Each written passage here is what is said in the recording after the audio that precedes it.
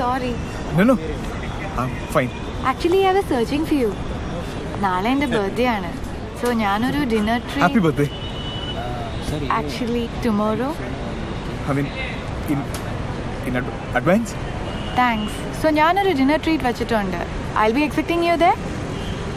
Yeah, I'm free. Okay. Enjoy your coffee. Bye. See you.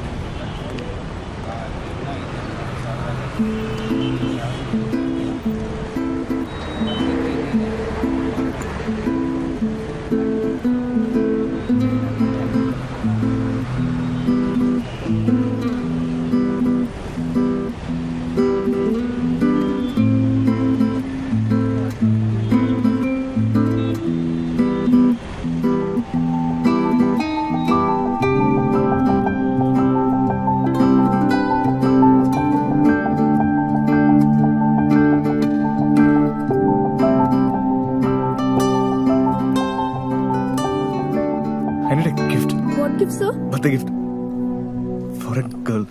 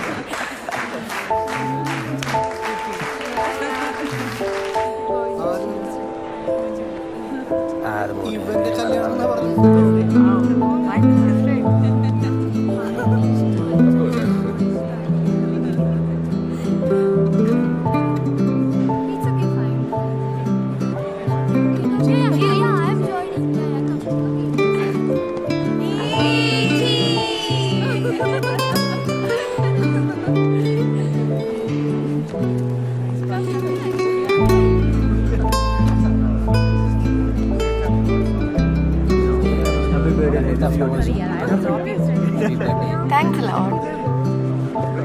Happy birthday.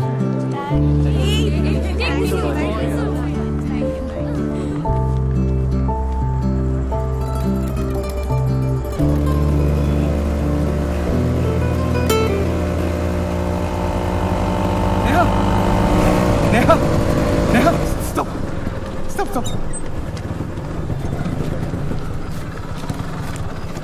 Keep the change. എന്ത് പറ്റി? Neha, What happened to you? ഞാൻ തരാൻ മറന്നുപോയി. Happy birthday. Hey, thank you. You could have given it No, then. no. ഒന്ന് തുറന്നു നോക്കൂ. Now? Okay.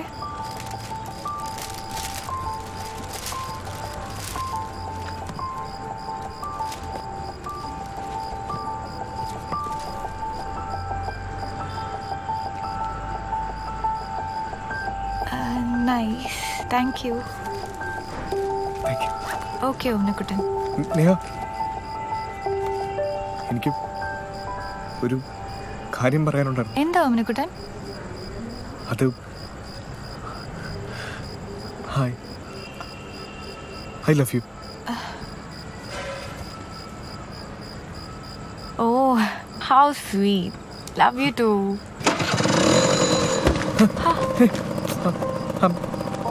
I'm serious. See you, Unnikuttan. Do you think I've got any kind of sentiments for you?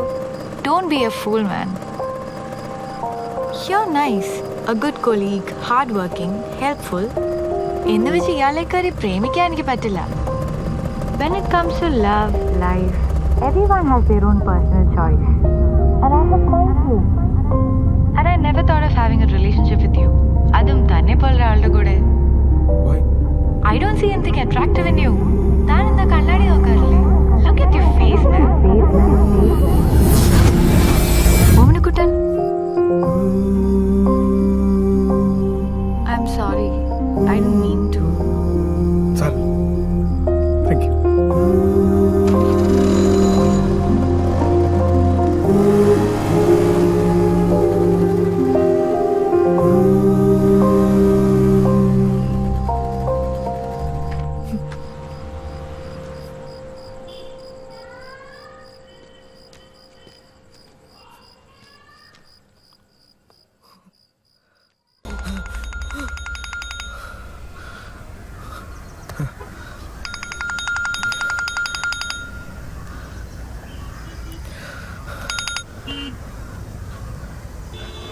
Hello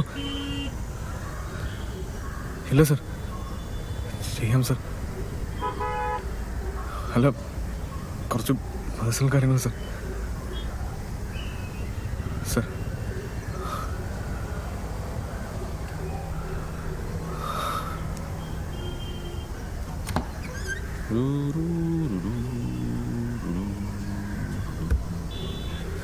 ആരുടെ ചന്ദ്രമുതലാളിയാണോ? നിന്റെ നിരാശകാമുക വ്രതം കഴിഞ്ഞെങ്കിൽ ചെന്നങ്ങേർക്ക് പാദസേവനം ചെയ്ത് കൊടുക്കുക. എല്ലാ ദിവസവും അവാർഡും കൈയിടൊന്നും കിട്ടില്ല മിസ്റ്റർ. പിന്നെ ഇടയ്ക്കൊക്കെ ഇങ്ങനെ ഒരു ഷോക്ക് കിട്ടുന്നത് നല്ലതാ, പ്രത്യേകിച്ച് നിനക്ക്. അല്ലെങ്കിൽ ഒരുപാട് അഹങ്കാരം കൂടും. ബൈ ദ ബൈ, ഇന്നു മുതൽ ഞാൻ എൻ്റെ പുതിയ പ്രൊഡക്റ്റുമായി ജനങ്ങളുടെ ഇടയിലേക്ക് ഇറങ്ങാൻ പോവുകയാണ്. രാജേഷ് ബ്രഹ്മി. ബുദ്ധിശക്തിക്കും ഉണർവിനും രാജേഷ് ബ്രഹ്മി. ഏത് പ്രായക്കാർക്കും അത്യുത്തമം രാജേഷ് ബ്രഹ്മി. രാജേഷ് ബ്രഹ്മി. പിന്നെ പെൺകുട്ടികൾ പണി കൊടുത്ത നിരാശകാമുകന്മാർക്കും ആൾക്കാരെ പറ്റിച്ച് കാശുണ്ടാക്കുന്ന മുതലാളിമാർക്കും ഒരേപോലെ ഉത്തമം രാജേഷ് ബ്രഹ്മി. ഓവനോട്ടാ രാജേഷ് ബ്രഹ്മി.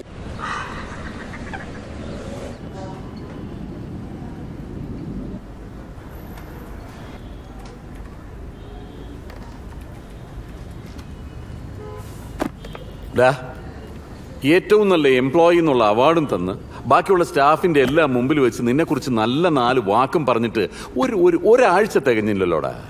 അതിനു മുമ്പ് ഉഴപ്പി തുടങ്ങിയോ? ഞാൻ ചോദിച്ചത് നീ കേട്ടില്ലേ? കേട്ടു സർ. ചില പേഴ്സണൽ പ്രോബ്ലംസ് കാരണം. പേഴ്സണൽ പ്രോബ്ലംസോ അതോ പെണ്ണ് കേസോ?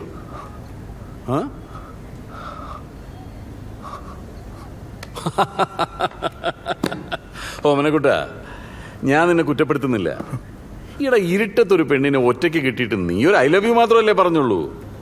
ഞാൻ വല്ലതും ആയിരിക്കണമായിരുന്നു. ഓമനക്കുട്ട, നിന്റെ ഒരു രീതി ശരിയല്ല. ഇതൊക്കെ ഇങ്ങനെയല്ല ചെയ്യേണ്ടത്. ഇതൊരു മാതിരി മാർക്കറ്റിൽ മീൻ വാങ്ങിക്കാൻ പോകുന്ന പോലെ. ഒരു പ്ലാനിങ് വേണ്ട ഇതിനൊക്കെ. നിന്നെ പോലെ തന്നെയായിരുന്നു പണ്ട് ഞാനും. ഇതുപോലെ ആർക്കും ഒരു പ്രയോജനവും ഇല്ലാത്ത ഒരു നിർഗുണൻ. എനിക്കും ഇതുപോലെ ഒരാളോട് വലിയ താല്പര്യം ഉണ്ടായിരുന്നു.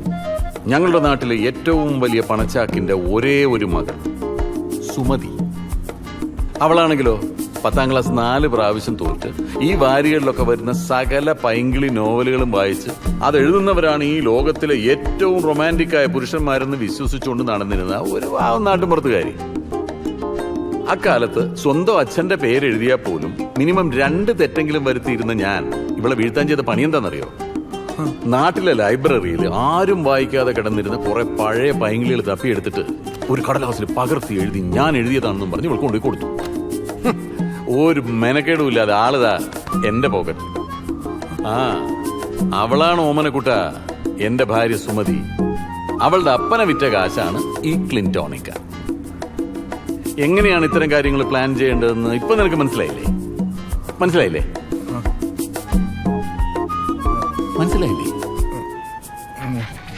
ഒന്നും മനസ്സിലായില്ലേ? ഇല്ല സർ.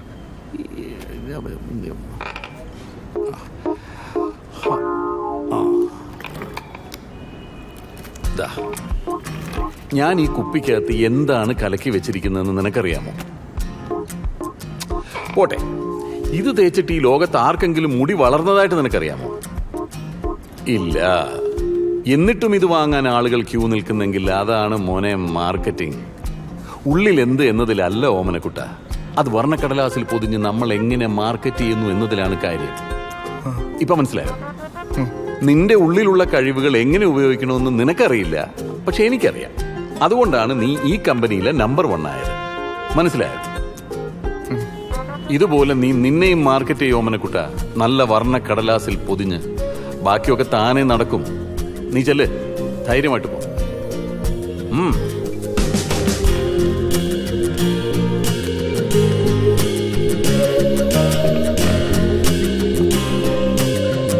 ഓമനക്കുട്ട, ഇത്രേ ഉള്ളു കാര്യം. മുടിയില്ലാത്ത എനിക്ക് മുടി വിൽക്കാനുള്ള മരുന്ന് വിറ്റ് കാശുണ്ടാക്കാമെങ്കിൽ നിനക്ക് എന്തിനു പറ്റിക്കൂടാ?